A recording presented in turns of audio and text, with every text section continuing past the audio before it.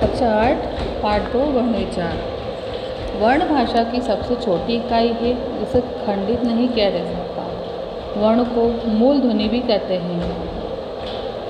वर्ण उस ध्वनि को कहते हैं जिसके और अधिक खंड नहीं किए जा सकते, अर्थात मूल ध्वनि को ही वर्ण कहते हैं। वर्ण की विशेषता: वर्ण भाषा के उच्चारित और लिखित दोनों रूप के प्रतीक है। वर्ण की भाषा लघुत्तम इकाई है। वर्णों के मेल से शब्द बनते हैं। वर्णों को प्रायः अक्षर भी कहा जा सकता है। वर्णमाला: किसी भाषा के सभी वर्णों को व्यवस्थित और क्रमबद्ध समूह को उसकी वर्णमाला कहते हैं। वर्ण पर माला यानी वर्ण की माला। वर्णों के भेद: हिंदी वर्णमाला में वर्णों के दो भेद होते हैं, स्वर और व्यंजन। पहला है स्वर।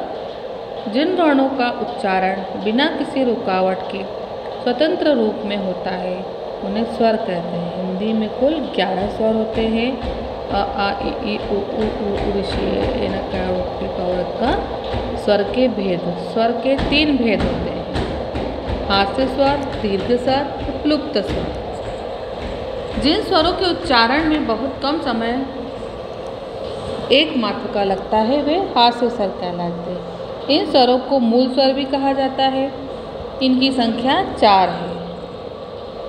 दीर्घ स्वर: जिन स्वरों के बोलने में मूल स्वरों से दुगना समय लगता है वे दीर्घ स्वर कहलाते हैं। इनकी संख्या 7 है।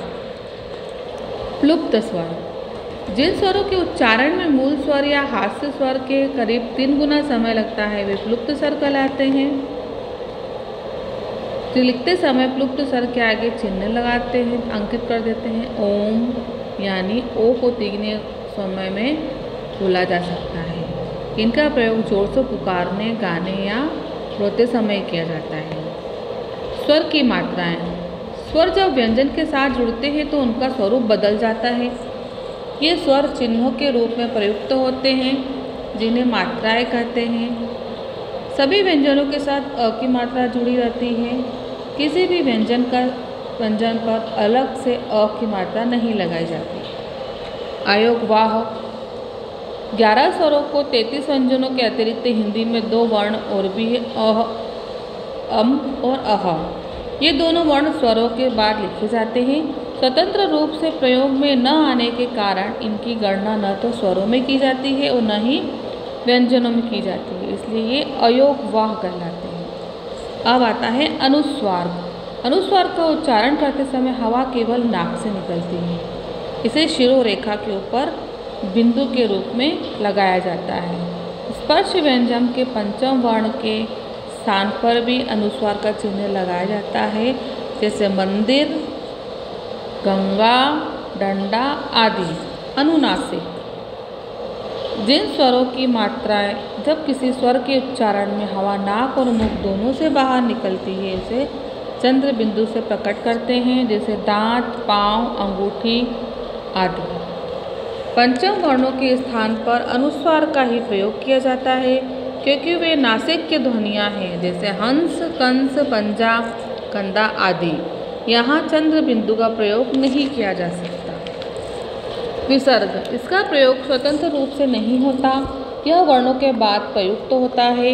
इसका चिन्ह अम है और इसका उच्चारण ह के समान किया जाता है। इसका प्रयोग प्रायः तत्सम शब्दों में किया जाता है, जैसे प्रातः, पुनः, संभवतः, मनः आदि। आ की ध्वनि हिंदी में प्रयुक्त 11 स्वरों के स्थान पर 12 स्वरों का प्रयोग होने लगा। अंग्रेजी शब्दों के साथ बोली जाने वाली आ की ध्वनि आ और ओ ध्वनियों के बीच की है।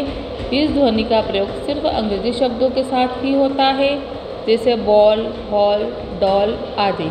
इन शब्दों में यदि आ के स्थान पर आ का प्रयोग किया जाता है तो शब्द का अर्थ ही बदल जाएगा, जैसे हाल के स्थान पर हाल, जैसे हम हॉल बोल रहे हैं, अब इसके स्थान पर हम हाल, और बॉल के स्थान पर बाल तथा डॉल के स्थान पर डाल आदि। तो यह शब्द ही यहाँ पर बदल गए।